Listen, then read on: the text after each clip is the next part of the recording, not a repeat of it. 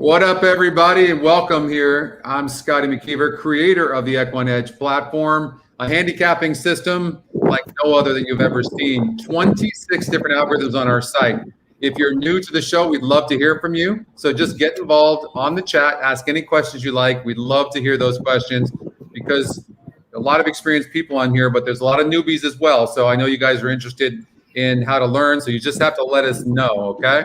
And the show is definitely the best way to learn how to use the platform. So if you're new to EquinEdge, we're happy to have you as well. As many of you know, we were looking to add another show, and I've been searching for that dynamic duo to go after my Saturday after our morning shows, right? So we would just go from one to the other, and the goal is more and more shows eventually, but we're starting here with a couple of dynamic guys. And first one is Brady Klotz, 30 years old. Brady, only been horse racing since 2018.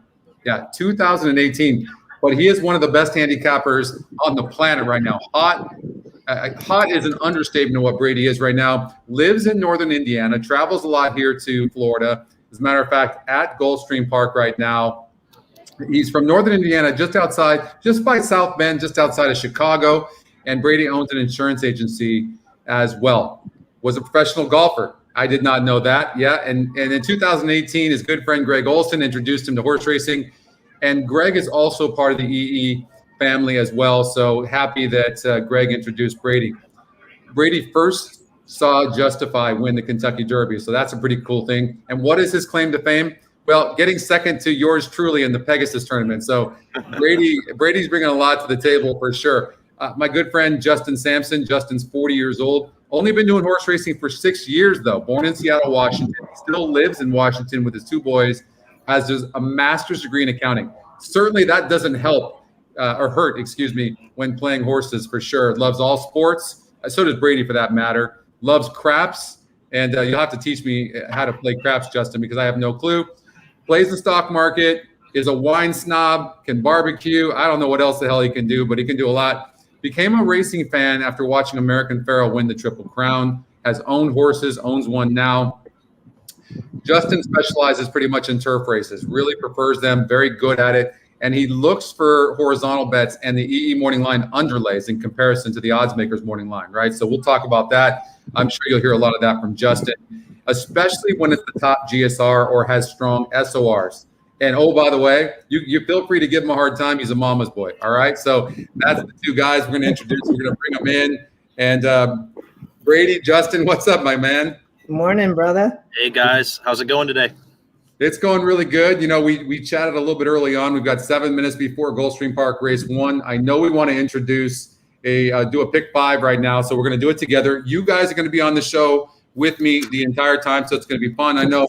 Brady, you're over at Gulfstream Park right now. So outside in the Xpressbet Select Suites, it's a little bit windy, but it's not too bad. So we're good. And Justin, of course, is at home in Washington. And hello to everybody out there. Oldie, great job on you guys' shows. Deb Martin, Deb, what up? And Justin and Zach and Greg and Aaron and Pat and everybody at Rodney, Norm, Gary, man, we're gonna have a good time today, Tony.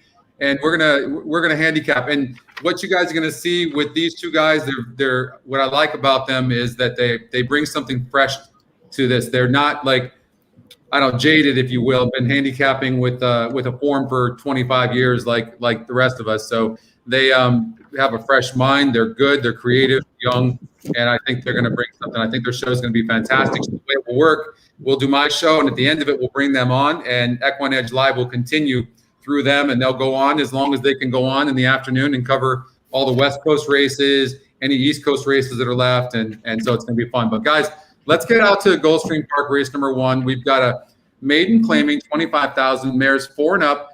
This was the only race taken off of the turf, and we've got a field of 6 horses. Brady, I'm just curious what your thoughts are. I mean, how do you approach a race like this that's off the turf? Certainly. That was the only race they took off the turf today here at Gulfstream, was the first one. We've gotten quite a bit of rain here in the last couple of days. And so, as you guys know, following the Gulfstream Championship meet, it hasn't hardly rained at all. And so the way that the turf course is playing is a little bit more fair. And so to see this one taken off, I was a little disappointed, but I think it made the race a little bit more clear-cut for me. And so Originally, I think on the chat, you told me that you thought this was wide open, right? I did. I was looking at 5 horses here. I was going through the EquinEdge statistics and everything. I was looking at the GSRs. I was looking at the SORs, and I felt like this race was wide open. I couldn't really narrow down, so I did go 5 deep in my handicapping here. Okay, Justin, I think you feel the same way about this race. I did, although when I went back through it and I saw the GSRs update when they moved off the turf, I actually landed on the 9 as if I was going to single in the pick 5, I think the 9 could be a single here. You have Gaff on a dirt sprint. He was in the 9 hole, but with the 3 scratches, he moves in. And I think he'll get to decide just a perfect trip to sit off the speed potentially. And so personally, I thought it was wide open, but as I dove in, I landed on the 9. And when I looked at the 9 horse, I watched the video of that last race, and 2 of the horses that she faced are not in this race. They were scratched. This horse is tactical, might even end up on the lead. I wouldn't disagree with you. I think the only thing is I just don't know how the horse is going to respond on the dirt. Certainly bred for it. In fact, the GSR is a 64, top Scotty pick. But when these races come off the turf, sometimes you just don't know what's going to happen. So, okay, let's go to. So we're gonna just for now we're gonna add all these 5. I'm assuming Brady, you didn't have the 7, correct? You just did not have the 7. Nothing really really opened my eyes to that one. Kind of had some low figures and 30-1 morning line. I just felt like that was a horse I was able to eliminate right off the top in order to keep the ticket a little bit more affordable. All right, and then race number 2, we're gonna have to go quickly. So, what do you guys have? Yeah, I was spread here. I think that I think you could cut it down, but I thought this race was wide open.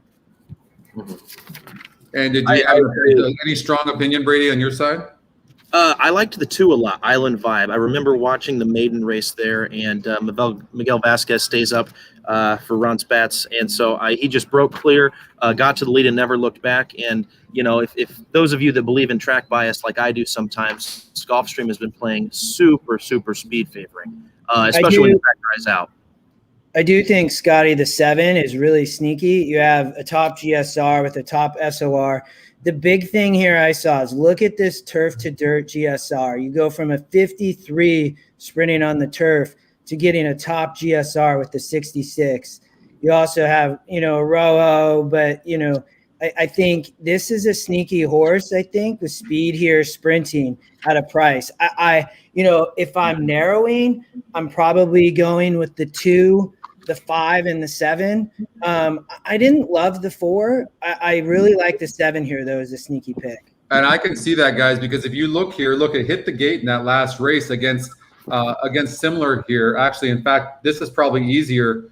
Went off at 15-1, broke last, hit the gate, and then rushed up. You can see the second call was within a half of a length and then petered out late. Prior to that was facing much tougher horses and showing some speed. I would agree. It gets a nice post. I think you're right, Justin. You might have found something there with that top GSR. That's, by the way, 5 points higher than the next closest in the 4 horse. So maybe we would do something like 2, 2, 5, 2, 5, 7, something like that. I think we probably have to use the Scotty top pick, but I didn't love it either when I looked at it.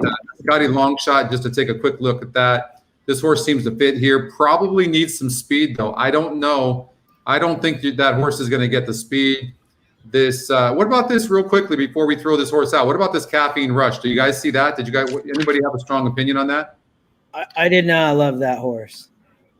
Okay. I love the way Junior's riding right now, but I didn't love the horse either. The rail can be an interesting spot here at Gulfstream Park. It almost seems like if you're on the rail and you don't clear, you don't run well. And so that was one where, we always talk about maybe finding favorites that we can toss. That would be one that I think qualifies for that spot.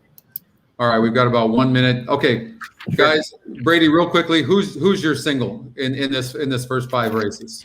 So my single is going to be the 3 horse in race 4, Briella. It's Miguel Vasquez for Michael Yates. This is another horse that I just believe was the speed of the speed. Showed some top figures and looks to go gate to wire. I actually had one of my best plays of the day is the Scotty picks for the straight try.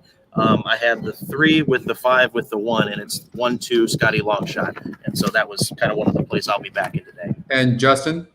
I would single the 9 there in the first. I'm sorry, say that again? The 9 in the first. The 9 in the first, you ended up singling? Okay, and then I only like the 3 and the 5 in this race. I think speed kills speed.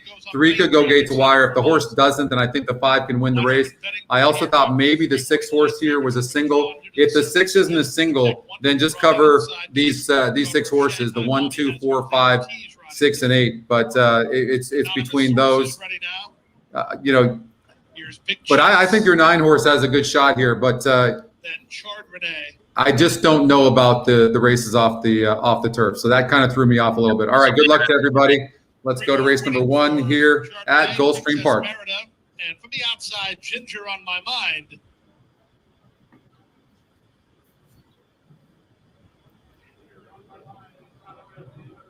Ginger on my mind and Tyler Gaffleone to the outside. The track is fast. The turf is good. And they're at the post. Racing at Gulfstream. From the far outside, Ginger on my mind begins nicely, driving through at the rail, Winnipeg Wonder, and from between that duo, Chart. Great break for Tyler. He's going to get a dream trip here. Looks like. Meredith together with Anonymous Source. Yeah, the 9's just sitting beautifully right now. Knew he was tactical. The 1 did send like we thought, from that rail. That seemed like the only option for him. At the rail 4th. Fifth is Princess Merida. You just don't know when these races are off the turf like that. You just don't know. Like you already had the 7 that's 30-1 passing the 9, and that's not. It couldn't be a good thing. And we threw the 7 out. Here comes the 5. Is underway, soon to take 3rd, back to 4th. Ginger on my mind. 9's done. And after making the front early, Winnipeg Wonder is last of all as they run to the 5/16. Toward the inside, Chardonnay to the outside, long shot, Princess. I would take the 5 right now, personally. That's the Scotty long shot. These 3 are in lockstep with a quarter of a mile left to go. On the far outside, here comes Big Cheeks with a sustained. Really impressive move there by the 5. I mean, the 5 is gone. What a 1 right now on Big Cheeks. It was short-lived, but inside the final furlong, Big Cheeks kicking away with authority. Big Cheeks by 5. Chardonnay clearly second behind Big Cheeks. Got to be 5, 6, very close to the 3rd spot between the 3 and the 9. 5, 6, 9, 3 here in the first. Hopefully that did good for you guys. It was bet down off a 15-1 morning line, so it was one of those they know horses. So, all right. So what do we have here before we go to the next race? Oh, we got 27 minutes before the 8th race with Charlatan, who's 4-5. Brady, I know you have a vested interest in this race. I didn't handicap the race. I saw Charlatan. Did you look at any of these races here or any of these horses in this race? Yes, I did. And when I was looking at these races, half the field, the 7 of the horses, they're Europeans, are generally turf horses. And so if you look at their past performances, their experience on dirt just wasn't up to par with the American horses. And that showed last year when the Americans, other than Ben Battle, I believe, hit the superfecta. And so I think, generally European horses tend to break a little bit slower than American horses. So how I saw the race out in my mind is that everybody knows Nixco is going to try to get the lead at all cost. It doesn't really matter. Joel will send him as hard as he needs to get speed. And I believe Charlatan should just sit the trip just off of him. And I'm sure guys have been watching the races earlier today at Saudi, and speed necessarily hasn't been holding. In the last race, Matera Sky got the lead again 2 years in a row, and then just got bobbed out on the wire by the 2 horse. And so some would say the track is playing fair, but maybe it's just not what we're used to over here in the States, where everything seems so speed friendly. Right. And is there a horse in here that maybe can get up for the exotics? Let's just say it comes in, 3. I know you like Charlatan a lot. If it comes in 3, 8, if speed does stop or Charlatan presses the 8 doesn't necessarily have to be second. Would you guys agree with that? I would agree. I have Nixco not hitting the board. I think he's ran his races this year, and he's had a great campaign, from the Breeders' Cup to the Pegasus. And, that's no easy travel either, going from, Kentucky down to Florida over to Saudi Arabia. And, I just believe that Charlatan will be a little bit fresher. The horse I'm using underneath is Global Giant. It's a John Gosden horse with Frankie Dettori. And if you watch this horse's replays, the turn of foot was just absolutely incredible. And, I think he could run up to really blow up the try or the exacta. I believe his morning line was 30-1. So there's definitely going to be some value there with Global Giant. All right. So that's Brady's opinion there on the race coming up here. That's the $20 million Saudi Cup. Wow. $20 million. And Charlatan. And Charlatan figures to be tough in that race. Knicks Go, of course, who just won the Pegasus World Cup. And speaking of that, Brady, I mean, that you had that horse keyed. You almost caught me in the Pegasus, and but you just couldn't. You really couldn't get enough. You came back. You actually made some money in that last race, but just wasn't enough to catch me. Yeah, no, that was my key play all week, and I had 3 buddies down, my buddy Eric, Greg, and Alec, and so we kind of did the contest together, and it was a lot of fun. And all week we were saying that no matter what, I was going to save enough in my bankroll for a Colonel Liam into Knicks Go daily double. That was my strongest opinion of the weekend, and we finally got to Knicks Go. And with a few horses dodging the race, I think a lot of people might have thought that the race was a little bit more wide open than what it actually was. And just nobody was able to go with the speed of Knicks Go. But, we got a little creative with the exotics underneath in the last race. I saw where Scotty was sitting, and I knew I had to make a big leap. And so we went guns blazing and tried to do it, and came up just short. But I'm not complaining. All right, guys, as you know, the theme of the show, we're gonna focus on Gulfstream Park, but we do have Tampa race number 1. So we're just going to be, put your computers to Tampa. We're just going to handicap, and we're going to do a vertical here. We've got about 2 minutes before the race. Top GSR is the 3 horse, who's also the Scotty Longshot. Justin, I know you look for horses like this. Yeah, looking at this, I mean, I see that, and then, this horse definitely, I mean, it's got speed. I don't know. It doesn't look like there's a ton in here. So I like this with the top GSR, Scotty Longshot. There's some speed here in a dirt sprint. Yeah, there's some speed here. And what you see is this. If you look at the SOR, right, that was a 40 group 2 back for $16,000, then moves up to a $35,000. Like, I mean, when trainers do that, it drives me crazy. They win a race and all of a sudden the horse is a Kentucky Derby winner. I mean, or contender for that matter. So yeah, throw that last race out. That was a 60 SOR, and now the horse comes back down to reality. But there does seem to be some speed here. So I'm real quickly looking to see a horse that might come from behind that has a decent GSR. The 5 horse comes to mind. I certainly wouldn't be surprised by a good effort by the 2. I definitely like the 4. When I just look at this just real quickly, I really lean more. Well, this 6 horse is not bad. This horse is tactical, going to get a good trip. I'm not sure what happened last line as well. The 6 is. Yeah, that's okay. Yeah, let's see the E morning line on the 6. It's even money. I'll tell you what. I'm kind of looking towards the 5 horse. I think I like the last race of the 5 horse and breaking its maiden, comes back at the same distance, and I think this horse needs some pace, but going to get more pace here. So I'm going to take a flyer on the 5. Anybody have an opinion? I did like the 3, the Scotty Longshot. Harry Hernandez is clicking at 19% for Kevin Rice, and Harry's a nice up-and-coming rider. Really smart, very tactical, and has a great internal clock. Top GSR horse there as well, 66. So moving up, should do better. And the horses are approaching the starting gate. Justin, how about you? Yeah, I think I would go with Brady. I think I would go here with the 3. I like the GSR Scotty Longshot play. I think this horse may get in front, may go gate to wire. I mean, I know there might be some other speed here, but I think Harry may send this horse. Okay. So this is what the system gave it. And so if we added just the 3 horse and locked that race, when we went like this would be the trifecta. Remember, we said if you're using the ticket generator, make 1 change, maybe 2. But a small ticket like this, maybe 1's just the way to go. And so maybe a 3-6 with 1 through 6. with 1 and 3 for the third spot. We'll see what happens.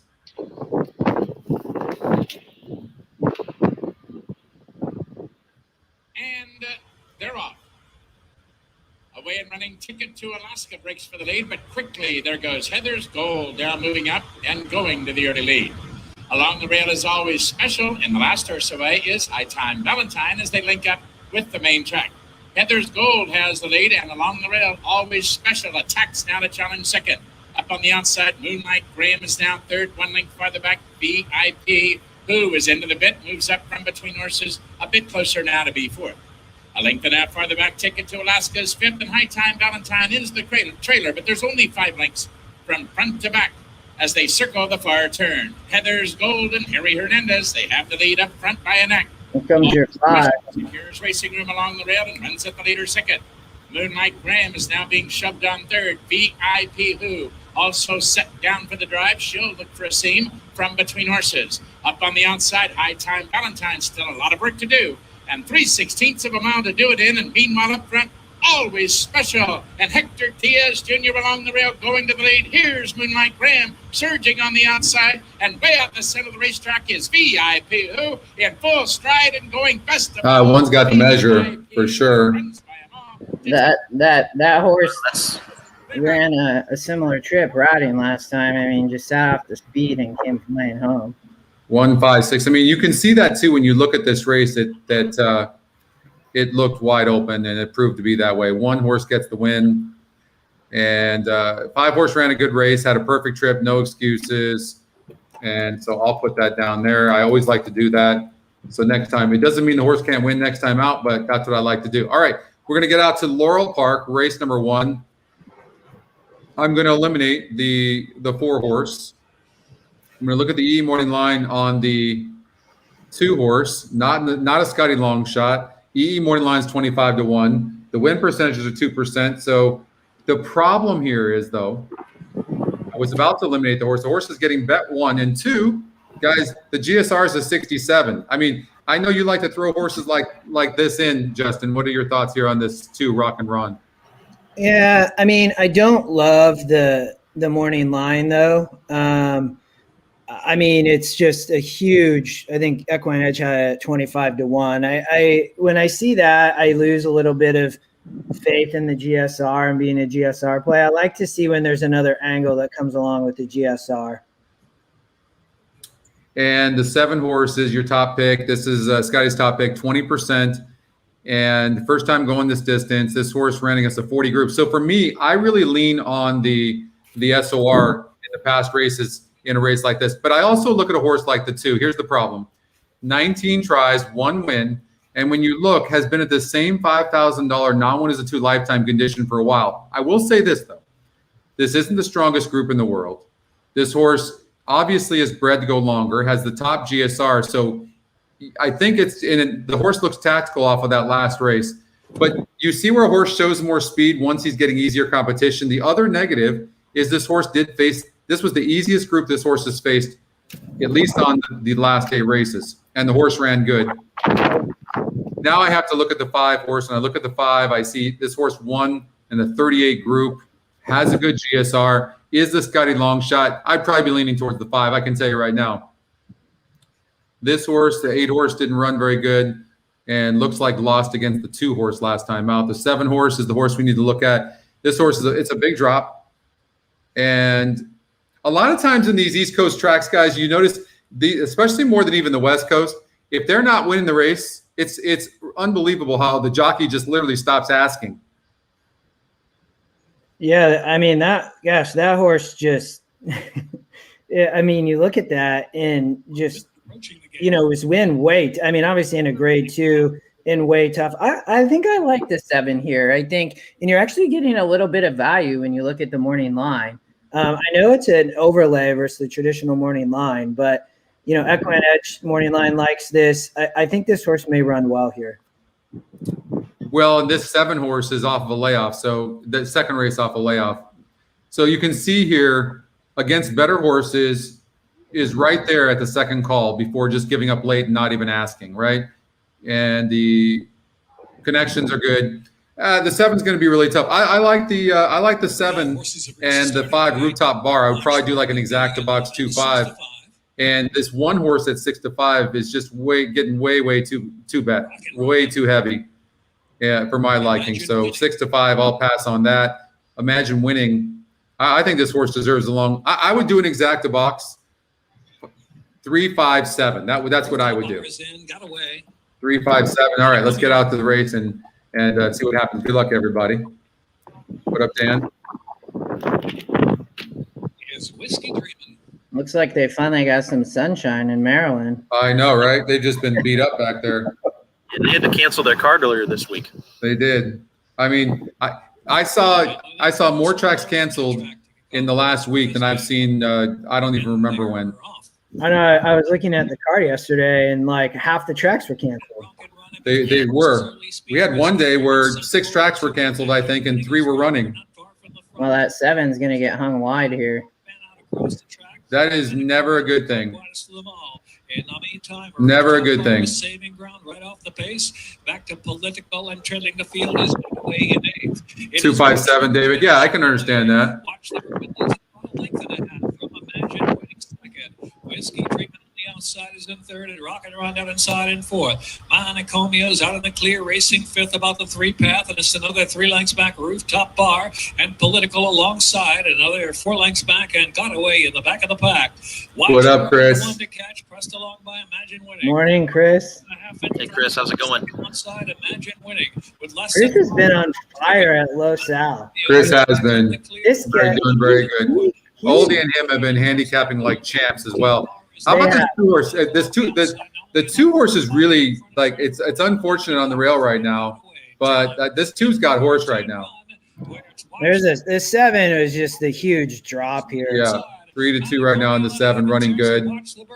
Political on the move up to 3rd position and Rock and Ron is. I believe the 8 horse is a Scotty second pick too.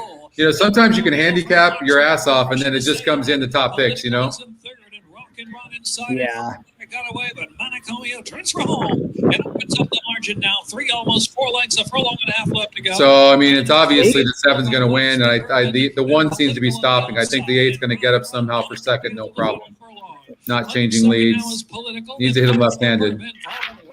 Oh, rough. Straighten him out. Gonna get up though. Yeah. Yeah, the 7 there. I mean, that is just such a good drop. They're giving that horse away. 7, 8, and those were the top 2 picks. So Morning Line was 6-1. So you talk about value. There's the value right there. Justin, how do you use the Morning Line? Because, you know, sometimes they can confuse you, but at the same time you can find value. Sometimes you see a horse that's 6-1 in the odds makers morning line, but it's 10-1 on our morning line, and but it goes off at 10-1 and then wins it. So it doesn't mean the horse can't win. Yeah, you know, I like to use it in combination with things. So we talked a little bit about that too, right? With the top GSR. I did not love the EquinEdge morning line there at 25-1. I mean, I think morning line was 10-1. So I try to use it in combination with things. I think it's really helpful if you can use it in combination. Agreed. So let's get out. I always like comparing it against the tracks morning line. And sometimes you can see some variances and find some things that other people are missing, especially when you have a horse that's maybe the track says he's 8-1, but then the EE morning line says 5-2. That's one of your key, red flags. Hey, maybe this is a single with some other factors involved.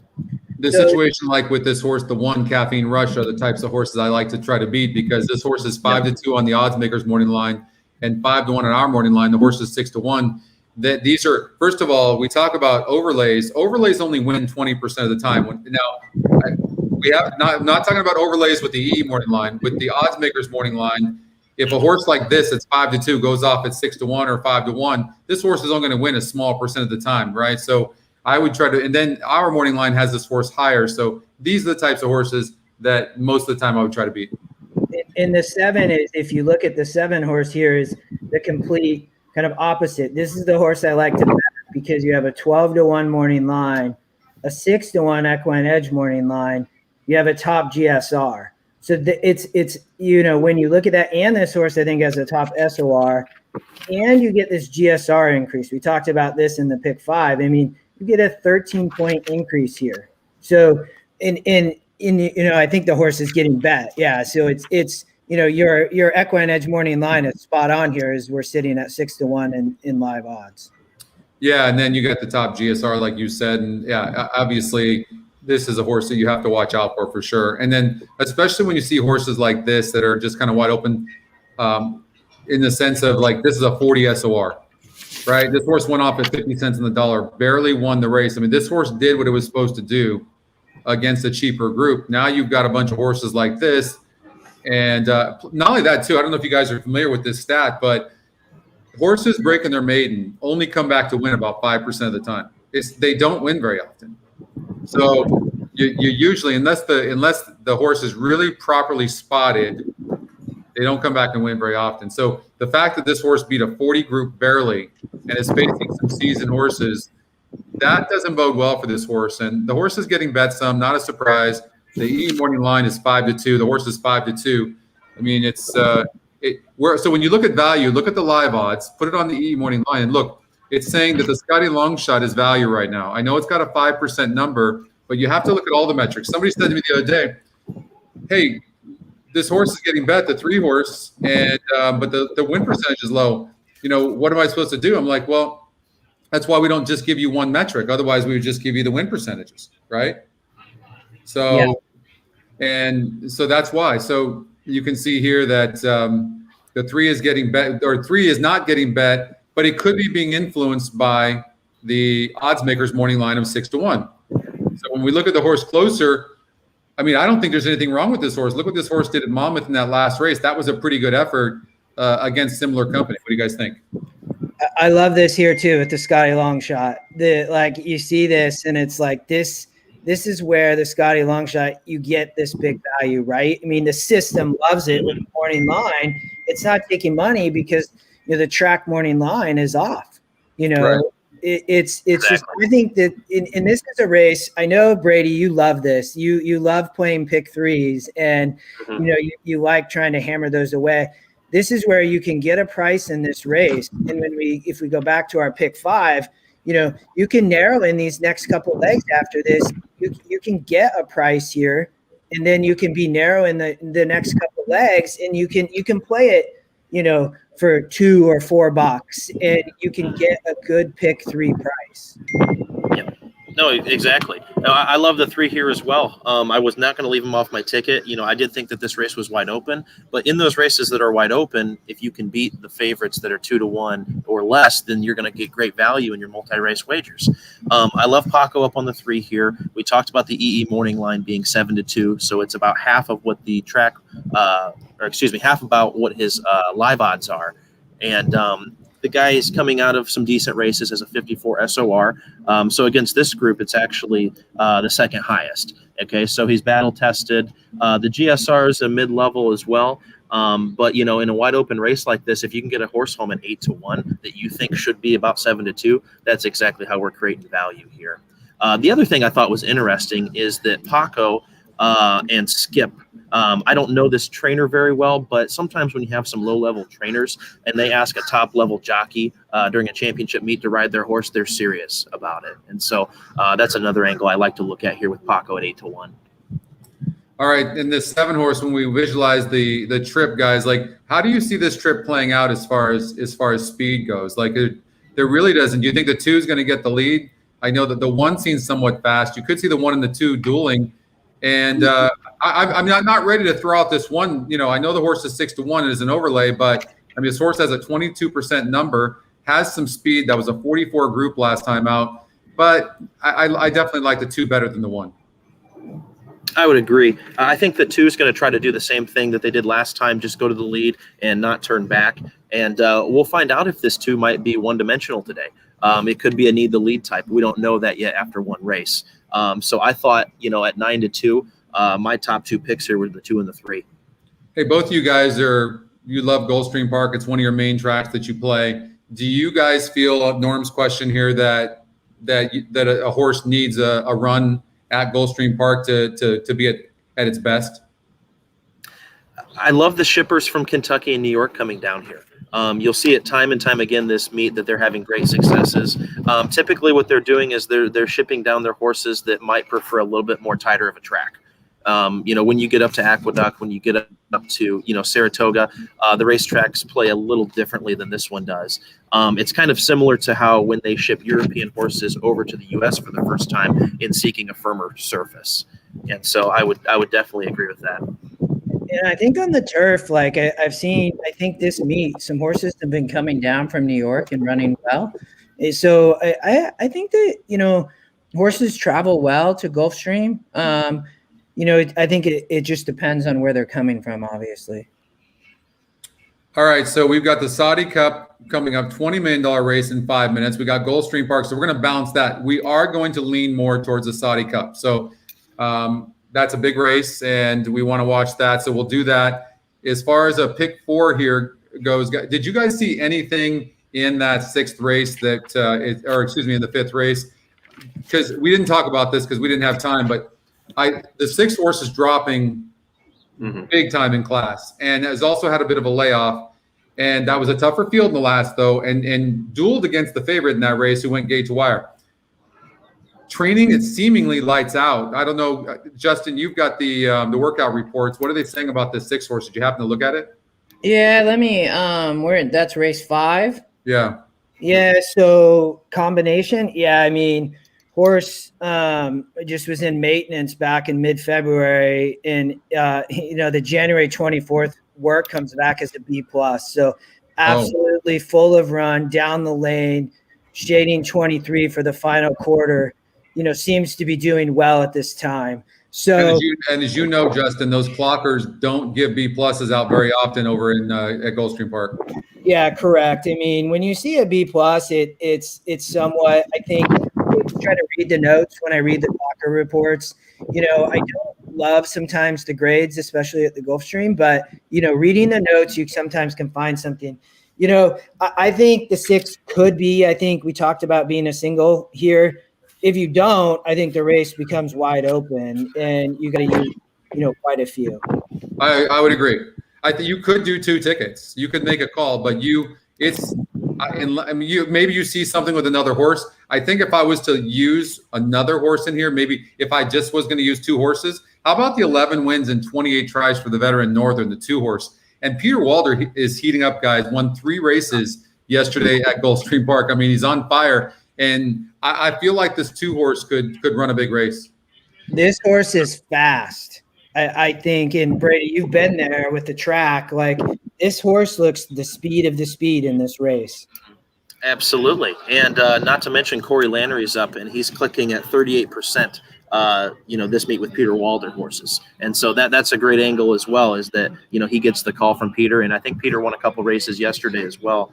And with it being so speed favoring, the horse isn't going to take any dirt in its face, and it might not have to pass anybody as long as he breaks. And so I included on my deep ticket the 1 and the 2 with the 6. The 6, if he's the best, he'll be the best. But I thought it was interesting that Safi was dropping this horse so low.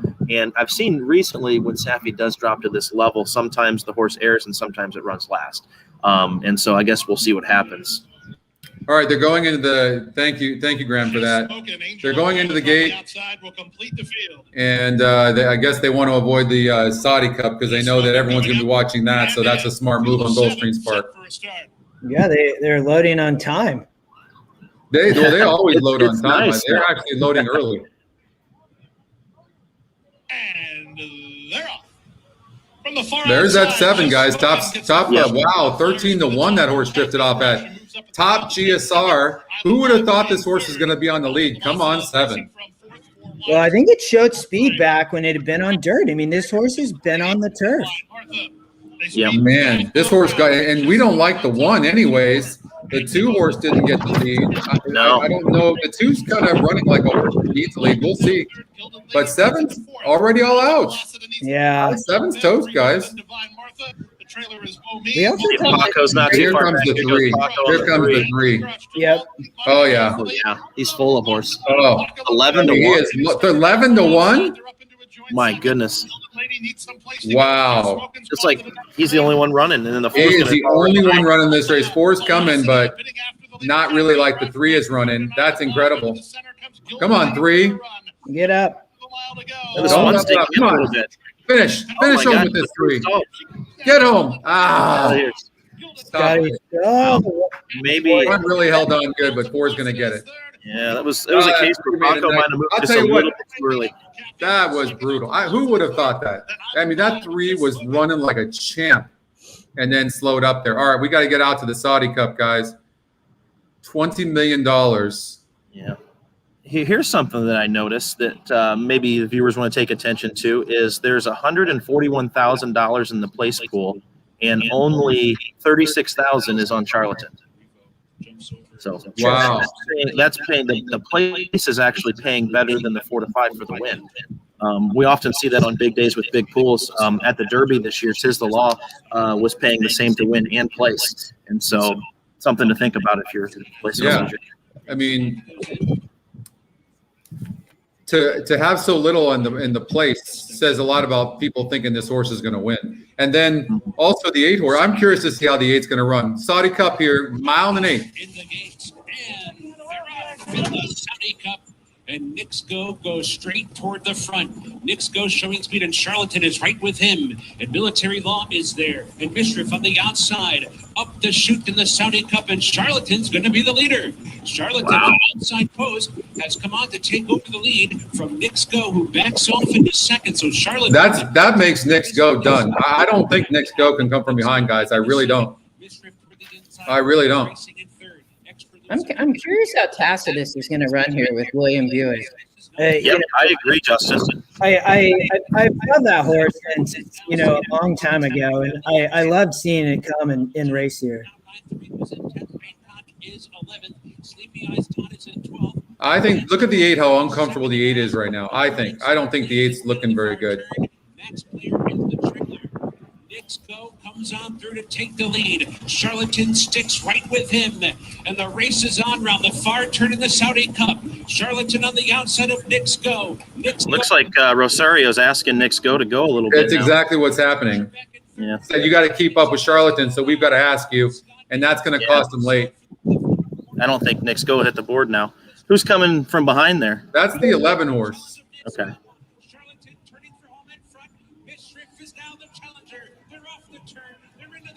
That 11 is running huge right now, but come on, Charlatan. Yeah. Come on, Charlatan. Hang on. Come on, Charlatan. Ask him. Come on, Charlatan. Do you have anything left? Come on, Charlatan. Yeah. Come on. What a race. Come on, Charlatan. Nope. Wow. Did not see that coming. Wow. There was the place, though. Yeah, that was a nice call, Brady, in catching that. Seeing that pool there. I mean, at least, especially if you love Charlatan, right? Like you get some value in the place pool. I mean, that is an absolute monster. I mean, they were so far ahead of the next closest horse that that's just mind-boggling right there. I mean, that 11. I obviously I don't know who that 11 is, but that 11 just ran absolutely enormous. The 11 was 6-1 on the morning line. I mean, the odds maker. I mean, that was must have been the third favorite. It was a John Gosden horse, and Frankie Dettori was not riding. Yeah, I mean, but the place is going to pay huge for Charlatan. I mean, if you look at the pool, 166,000 to place, or in the pool, only 44 grand was on Charlatan and 10 grand on the 11. I mean, he's going to pay unbelievable to place. Then came on through to challenge and ultimately has to settle for fourth. That was getting third On to be fifth. and the 8. Wow, what a race there in the Dubai World Cup. John Gosden wins. On these dirt races that I've seen today, the horse that's on the lead on the rail just did not have any kind of closing kick. So maybe the middle of the track is where you want it to be. I mean, you can't take anything away from Charlatan. I mean, look how far what were they? 8 lengths in front of the third place horse, if not more. I mean, yeah, that was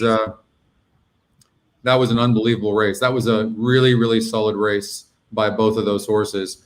All right, let's get out to Tampa Bay race number 2, guys. And we've got 4 scratches in the race. Leaves us with a field of 7 horses. And All right. So first thing we're going to do is look at the morning line. It does have even though the 4 horse is a 1% horse, a lot of times you'll see this, guys, when you have with the new algorithm, right? This is the new win percentages. You'll see this when you have a horse taking up so much of the win percentages. But the 4 horse is the Scotty's second pick, and EE morning line is at 6-1. So what do you guys think of this horse, Zarella? I mean, just looking at this now, I'm guessing they must be off the turf here. I mean, I don't know. You know, I looked at this race, and I mean, it's a maiden special. One of the first things I always do is look at the GSR. This 8 horse has a massive GSR with an 83. Again, I'm guessing that they're off the turf here, and I mean, this horse wants dirt. I mean, I don't, the morning line, it's a, the system didn't like it with EquinEdge, but, the horse is interesting, I think. Well, I always, this horse can obviously run, but this horse already proved a loser, even with a 76 GSR, which was massive, right? And then now gets on the dirt. What I don't like is this. So it looks like this horse, it obviously can run on turf or dirt. But what happens is in that race, the horse disappointed, and instead of coming back on the turf, you're just trying something completely different. So I lean against the 8 with the GSR, and I'm more looking at the 5. I think the 5 horse ran a huge race, comes back at the same level, and even has a better GSR. A 58 SOR for a maiden group, guys, is unusual. I mean, that's a strong group. So I think Be Like Water is the key. So when you do, maybe you throw a trifecta together, and we put it together, and it's keying the 5, and it's using the 1, 4, and 8. But I don't know, the one Big Bad Diva, this horse probably wants turf, but ran good.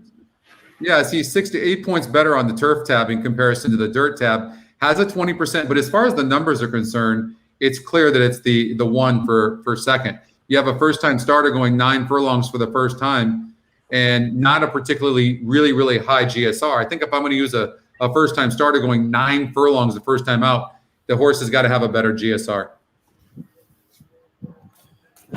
Yeah, I would agree. And Saffie Joseph shipping up to Tampa Bay Downs when he could have just ran the horse here at Gulfstream must have wanted to just find a slightly softer spot for the 1. So maybe this one's nicely placed. All right, so we've got 1, 4, and 8. I'm looking to see if there's any horse that we have to watch out for as far as long shots. I'm not worried about the win percentages as much in this race past the 5. Past the 5, I'm looking at every horse equally. That's what you have to remember. So because the 5 is taking so much of this, I think the 5 is at 6-5 too. I think a horse like this is worth a win bet. Yeah. What do you guys think of that? Yeah, I would agree with you here. I mean, the morning line likes it. I mean, you're getting the EquinEdge morning line. I mean, maybe you even get 2-1 here. I definitely like the 5 on top. And then I think it's, maybe it's a, as Dave Weaver would say, an ice cold exacta.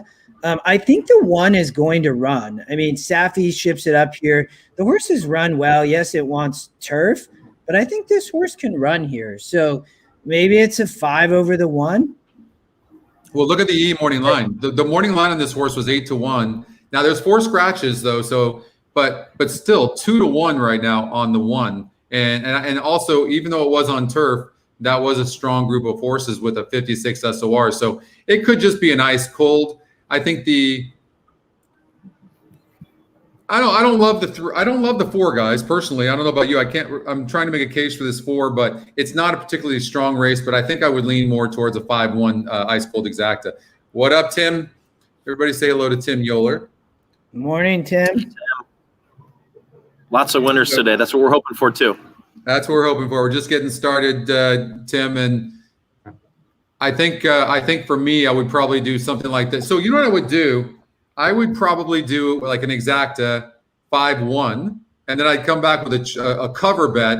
So I would do a bigger 5-1 exacta, and I'd come back with a cover bet 5 with 2, 4, 6, 7, 8 with 1 trifecta. That's the way I like to play in the tournaments, guys.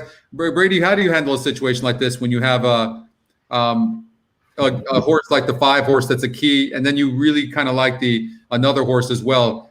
How do you like to play those situations?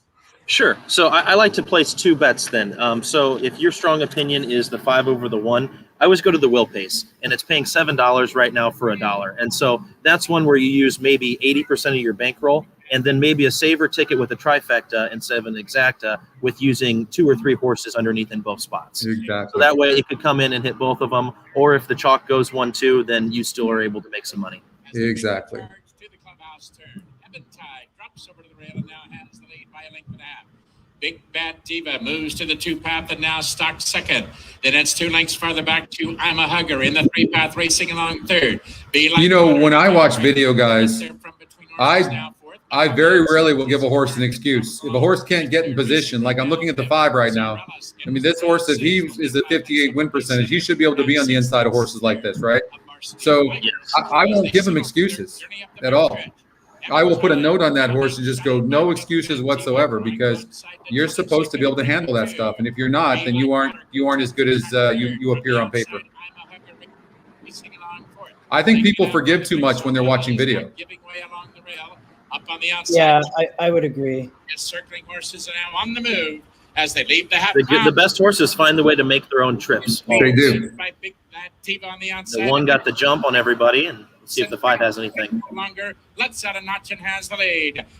I mean, the 1's no joke. We know that. So, I mean, here comes the 8 horse we talked about, who's not going to be in contention for the win, I don't believe, unless these 2 horses stop. But I don't think the 1's classy. We talked about that. The 5 is not going to catch this 1. Not going to happen. This 1, look at the 1, ears pricked. As a matter of fact, the 8 could get it for now. I think the 5's got his measure. That's really close for second, but one easily. Pretty chalky, but you got 5-2 on the 1 horse, 158, and yeah, so ran pretty ran to form. Ran to form. So guys, let's talk a little bit about what you guys are planning on doing for a show. I know you guys are going to go after me and every Saturday, and you guys are going to cover, I know you guys want to cover less tracks. Justin, can you talk about that a little bit? Yeah, I think we definitely want to stick to, a little bit like we're doing today. Try to stick to probably, we'll cover probably the end of Gulfstream, and then we'll pick up obviously Santa Anita on the West Coast, and maybe have a crossover track in there in the middle, which today would be something like Fairgrounds. So Brady, I know you and I talked about that. I think for me, when I focus and can focus on 1 to 2 tracks, for me, I'm a better horse player. What are your thoughts? Yeah, 100%. I think when you can really focus in on a meet or a track, you really get a feel for who's training well, what jockeys are riding well, and then all the information that we have access to here on the program can just help enhance that. And so, it's kind of like having home court advantage in another sport or home field advantage. And so, you start smarting out, track tendencies and track biases, and you just get a lot better feel for it and familiarize yourself. And so I feel like, a deep dive into those tracks like the late card at Gulfstream, the whole card at Santa Anita, I think are really going to pay dividends for us. And, we can spend 10, 15 minutes going over a whole race and try to visualize it for everybody that's viewing. Yeah, Mo, Brady and I are going to do an afternoon show. So Scotty's going to do the morning show, and then we'll pick up right around probably the end of Gulfstream and then the beginning of Santa Anita, and just continue into the afternoon. And Coach, we will for sure will include Oaklawn when they get running again. I know that it's been, I feel like they have not raced in well over a week or 2 weeks. I feel like. I know. I feel bad because they had to reschedule a few races too, and there were some stakes races, and so yeah, it's unfortunate. They always love the Oaklawn meet, and so hopefully we're able to catch a few races at that track too. It would be very nice. All right, so let's get out to Laurel Park, race number 2, and all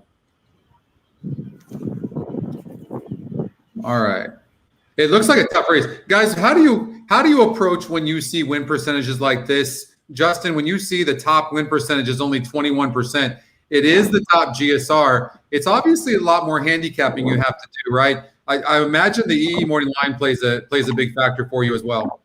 Yeah, it does. I think, that's one of the things where I found the morning line has been helpful when it's wide open like that with win percentages.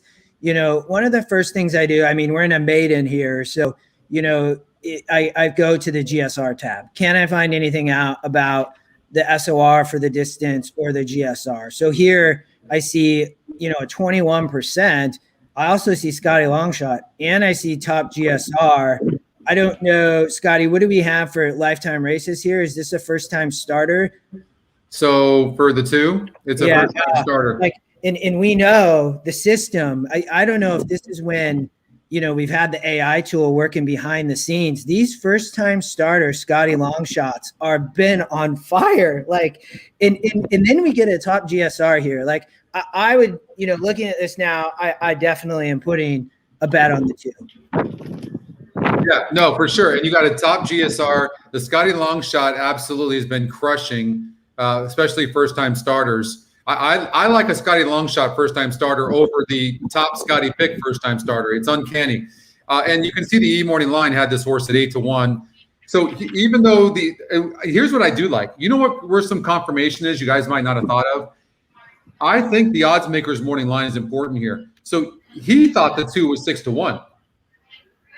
I mean, he thought that the 2 was 6-1, and we've got it 8-1. To me, that's suggesting, okay, look, we're just more accurate on the morning line, but this horse can probably run. And so I think that's a big factor too. So I think that you have to look at this 2 horse very, very strongly in here, especially considering not only is it the top Scotty Pick, not only is it a top GSR, not only does the EE morning line have it right about where it's at right now, but the horse has a 21% win. It's the top win percentage as well. Yeah, the price play is always an interesting. We've talked about this in the past. You put the price play with the long shot, maybe just do a exacta box or something. That 9 horse is taking money here. The morning line is 10-1. It's down to 6-1, and I think EquinEdge actually had it at 6 or 8-1. So I think it's definitely 8-1. It's definitely worthy. This is a spot where it's worthy of a price play Scotty Longshot exacta box for $1. I mean, you're gonna. That can pay you. We're probably looking at $55 for $1 or something. So they got 2 minutes before this race. Let's look at the 6 horse, the top Scotty Pick. It's a horse that's run already. I mean, you never ever bet to win a horse like this. That, although this horse has been facing better competition each time. Let me preface that. You can see that with the SOR. Somebody asked, Dan asked the other day, yesterday, I think. He said, when I see when I see different levels and then I see the SOR is the same, what do I do? Well, the system is doing that for you. The system, you don't need to look at the level. But this horse started at 38, lost that as the favorite, then went to a 46 group, lost that as the favorite, broke 8, and then a 48 group and lost that. This is still a horse that I just can't play. Now goes up to a $40,000 level. And guys, for me, not with my money. Yeah, they're off. I think we have a bit of a delay. Well, I'll start watching that. Sorry, guys. All right. No, I should have pulled. Yeah, we should have pulled that up. My bad. That's my fault. X racing second last the wide and under a ride, and Cosmicality back at the back. Top of the stretch now, and it's 4-1. Ride no more. Johnny Sack's running a big one after breaking last. Has moved to third to the center of the track now. Here's Johnny Sack on the outside coming at Portal 1. I mean, Randy, he runs a good race every time, but it's always somebody's going to beat this horse. And it's going to be the 3 in this case. They broke poorly, but on top now with the 16th. And it doesn't look like the 2 ran. Johnny Sack, he's the boss. Johnny Sack to win it by 3, 6, 5. I didn't see the beginning of the race, but the 3 horse, I mean, in a wide open race, what do you do in a situation like this, guys? Do you try to just narrow it like down to 3 or 4 horses, and then get beat by a horse, or do you? Well, we talked about underlays as well. So when you look at the E morning line, it was 6-1. Odds makers line 6-1. So this horse is an underlay. For me, if it's the first leg of a pick 4, I'm probably going and looking at the horses getting bet that are below the odds makers morning line. So you would have the 8 horse, the 6 horse, and you would have the 3 horse and maybe the 9 horse or the 7, that type of thing. How do you guys approach wide open races like this? Because they're tough. Yeah, absolutely. When it's all about ticket construction after you do the handicapping. I think about so many times we spend so much time handicapping a race, and then we forget how important ticket structure is as well. And so, with the ticket generator, you can put in your own budget, put in your denomination of how much you want to play it for, and then toggle it around a little bit.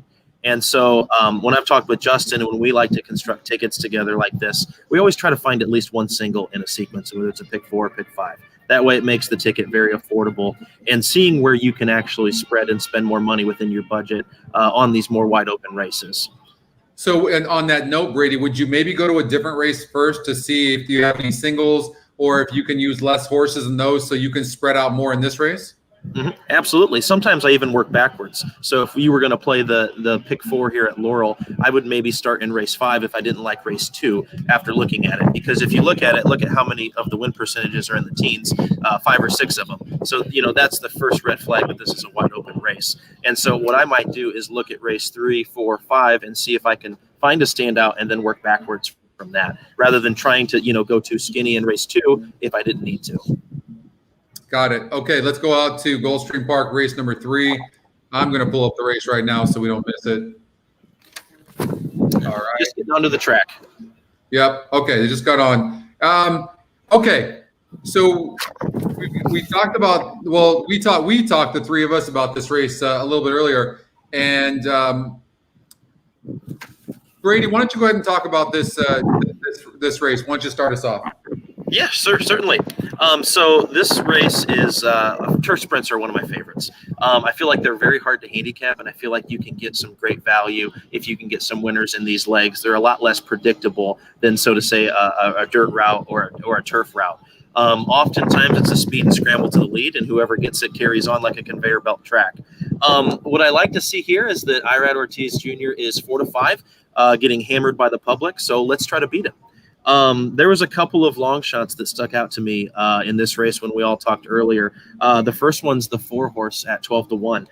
Paco Lopez riding for Kent Sweezy. They're hitting at 26% right now. And if you guys watched the races yesterday, Paco rode for Sweezy on the 7 horse, and he actually stepped into a divot 30 yards short of the finish line and lost all of his momentum, unfortunately. Oh. So that Kent loves using Paco, and they're a good team together. They keep on teaming up. And one thing what I do like with Paco Lopez is him breaking from a little bit further outside. He's in the middle here, but it shouldn't be a problem for him to get out and get good position. I think that this horse will improve off of his last start. And, you get a price of 12-1 where I didn't think he would be that high, but the morning line was also 12-1. The other horse that we were talking about with Justin and Scotty was the 7 horse. And this is one of those trip notes horses where if you watch the last replay or look at the notes that you might have put in on this horse, Lady's Choice, didn't break all that well, rallied late. And so, that's one to put in your stable mail or your trip notes to use next time with a better trip, and should improve second off the first start. So, Justin, what are your thoughts? Yeah, I mean, you guys know, and we talked about this. I thought that this 7 could run. I mean, and I think a 4-7 exacta would be, Brady with your 4. I think this 7 can run. I did not love the 1. I know it's Irad. I know it's Maker. I think this horse is off a claim. You do have a big GSR there. I mean, I just thought, and you have Vasquez. You got Miggy here with Yates. They are hot, you guys, on turf sprints. So, I think this 7 can run, and then obviously it's Scotty Longshot. I like this horse. I ended up watching the video of this when I saw the note, and I thought this horse could come back and get a good post here. Yeah, and John likes the Georgina Baxter 5 horse here, and so John Wilbanks, that's his play. I looked at that horse earlier today and hasn't run since last summer's Gulfstream Park meet. And but Georgina Baxter's 44% off of a 180-day layoff. So wow. John might be onto something here. This is a horse that's definitely going to go vie for the lead early. And Edgar Zayas is having a good meet. Been a little bit cold the last couple of weeks, but overall is having a really stellar meet. And the GSR was 56 in that dirt race, which showed a ton of speed. And, it's been off a layoff. Is the Scotty's second pick? And this is a fast horse. What does that do to the 4 horse, who's clearly going to need the lead, I would imagine? But there's going to be a lot of speed in here. Guys, I hate to get on this horse right now, but there's so much speed in this race. Unless one horse clears and really is a good thing, the race sets up for the 1. Yeah, the 5's working out of its mind too. Just looking back at Clocker reports, this 5. So, I hear you here. I mean, there is a lot of speed. Yeah, I still am sitting on my 7. I think Yates, Miggy are going to get a good trip here. I think you're going to see the horse is getting bet. I know it's only 4%, but I think that this is a really competitive race. And for me, I'm going to go against Irad in the chalk. Well, and we've got the E more line saying the 1 horse will be 7-5. And that doesn't always tell the story, but it is one tool. You got Irad, who's on fire right now as well. The rail, yeah, where is that rail? That's a good point. The rail is set at 120 feet. So they're on the outer turf course, and that's way out, right? So it's going to be that right there. That's a really good point, by the way. Who just made that? Scott. That really could make it difficult for a horse like the 1 horse. It actually could. That being said, there's only 8 horses in the race. So it doesn't have a lot of horses to pass. No, absolutely, and it's Saturday, which is prime time for Irad Ortiz Jr. So he can do some amazing things. But if it does set up where I have 3 horses going to the lead, the other interesting horse I thought was the 3 Blue Kentucky Girl for Todd Pletcher. Jose Ortiz is back riding today after a 3-day suspension, and oftentimes in these races that the Ortiz brothers are in, often you never see them go to the lead together, and so one might sit off and one might go to the lead. I thought the 3 horse was maybe interesting. Give it a second try if we do get too much pace in this race. Yeah, the 3 horse also dropping in class for Todd Pletcher in for $50,000 and Jose Ortiz.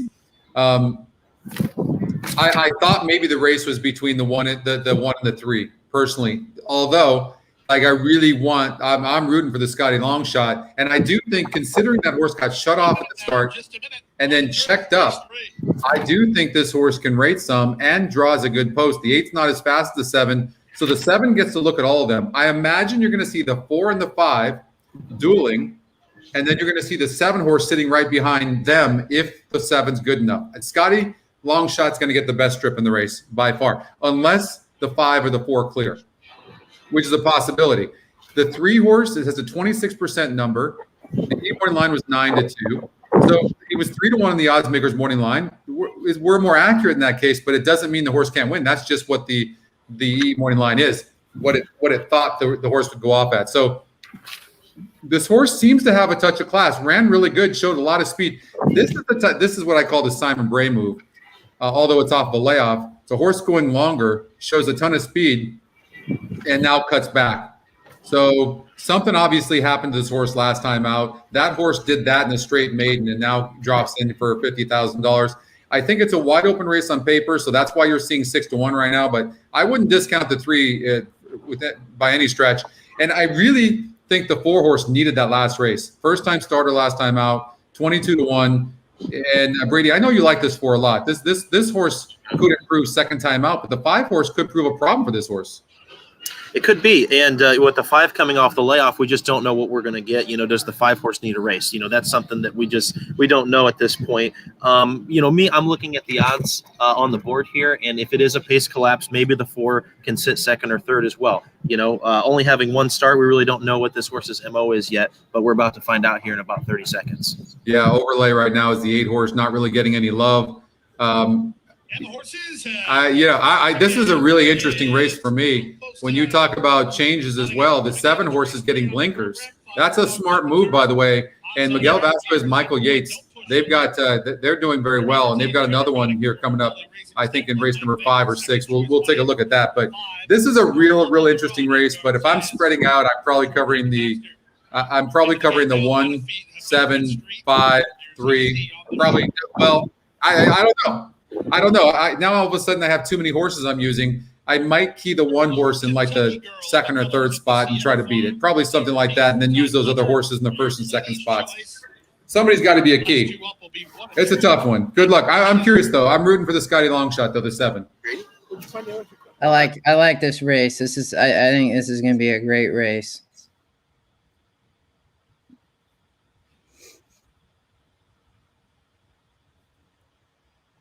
Riders off the 8, Bree Hazel, as they work with 4. What a trick. What a Trick is ready. Bree Hazel, the last one to move in line.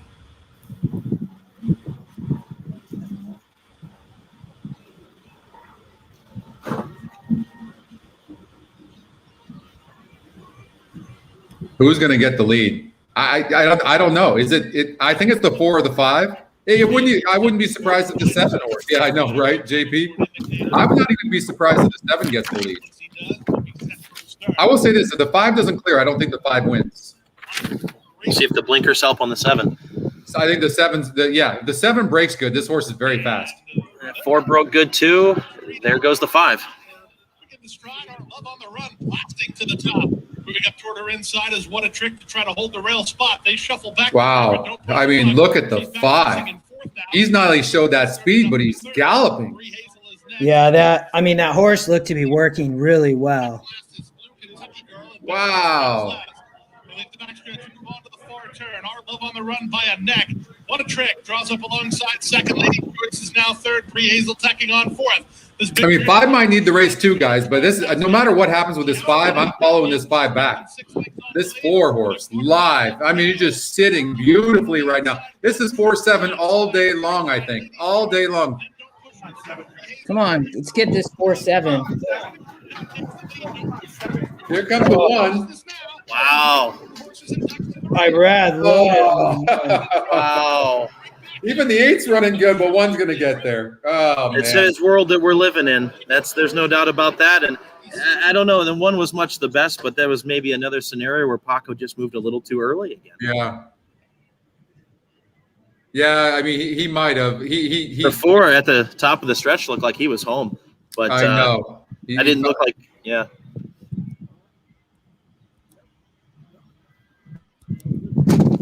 All right, looks like guys, my internet is starting to really slow down here, as you can see by that video. Last time we did that, it didn't work out well for me. I'm trying to figure out my approach here. All right, let's hold tight.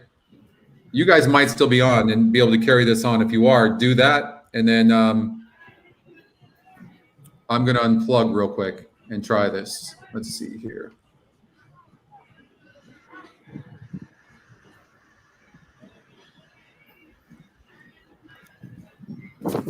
I can Brady, I can probably pull it up and share.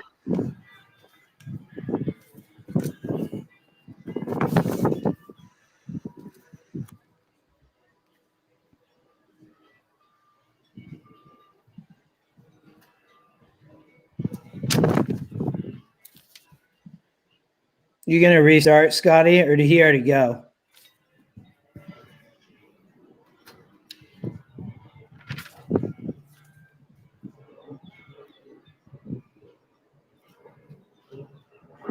I'm not sure. Looks like he's trying to reboot in there. So, but yeah, that race, it looks like it got up 1-8-4 for the trifecta. And so, as we've seen with a little bit of rain, the turf course is playing a lot more fair. It's a lot greener here in person. And so they've got 3 turf courses that they're operating on right now. The outer is the firmest that Pete said, and then the inner turf course is playing good. And then the middle somewhere in between.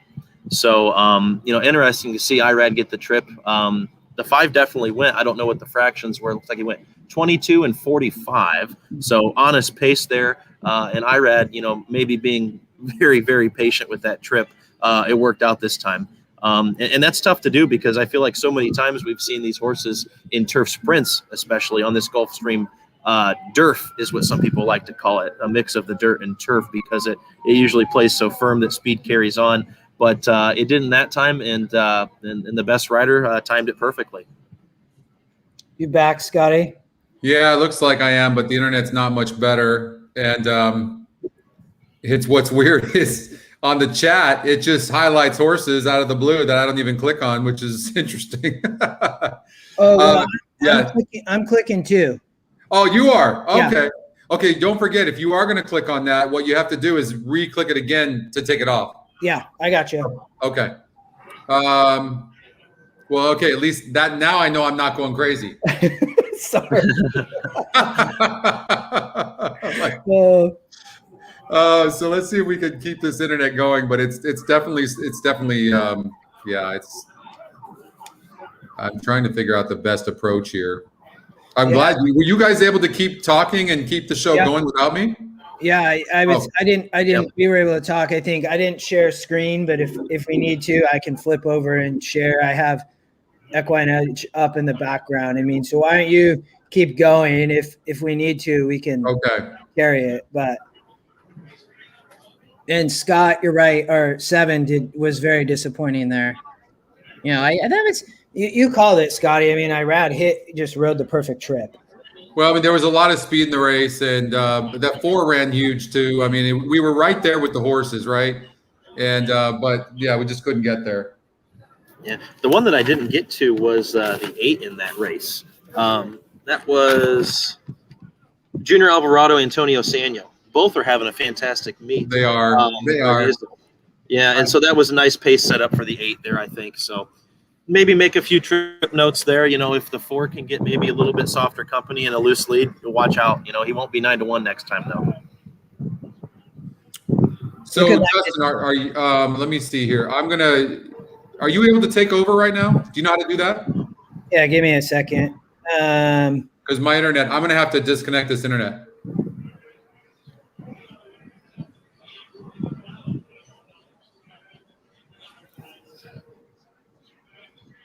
So let me share. There you go. Okay, good. Yeah, although I think it's going to be hard. I don't have a second monitor up, but that's why. I didn't do it today. Let me see if I can. Give me a second.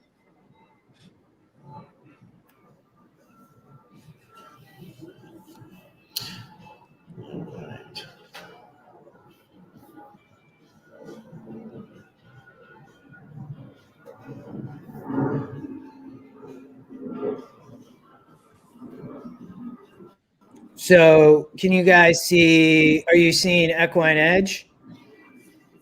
Yeah, we see the dashboard. Okay. Yeah, I mean, I can do it. I think it'll be tough just because I only used one monitor today. Yeah, it'll be tough with your one monitor because you won't be able to see the chat. Correct. Yeah. Yeah, right, I mean, that's okay. Go ahead. Don't worry about the chat right now. I'll kind of watch the chat. Let's see if my internet comes back, and then you kind of just take us through. Why don't we go to Tampa Bay, race number 7? Yeah, so 7. 3, excuse me, race number 3, and then pull up Xpressbet though for the video, so we can at least not miss it. Real quick, I want to tell everybody the prices that we got in the last 4 races at the Saudi Cup. Last 4 races: a $54 winner, a $63 winner, a $31 winner, and a $41 winner. Wow. The late pick 3 paid over $5,000. So, if anybody had any of those horses, drinks on you. Yeah, Justin, don't worry about the Tampa; it's already gone off. But we'll definitely need you to show the video of the race too.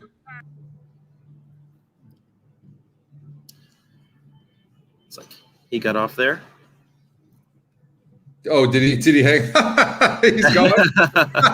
Yeah, so internet. You know, how's Gulfstream Park today? It looks great. It's a little cooler today. It's only about 70 degrees, so all of my friends up in Indiana are not feeling sorry for me right now. But right. I'll be back soon. But no, it's a little windy out here today. You know, it looks like a fantastic day. I'm happy I'm not anywhere else. That's for sure. I really like some of the races that we've got coming up later in the card. If we want to talk about a few, there's a couple of singles that I have later on in the card, and so you know, Gulfstream Saturday. Where else would you want to be? Maybe San Diego. Nowhere. No, exactly. Aqueduct race number 1, guys, and 4 to 5, 73% horse. I mean, I'm not even looking at another horse personally. Oh wow. Yeah. Then this is huge. I mean, 7. I don't even know the last time I've seen a win.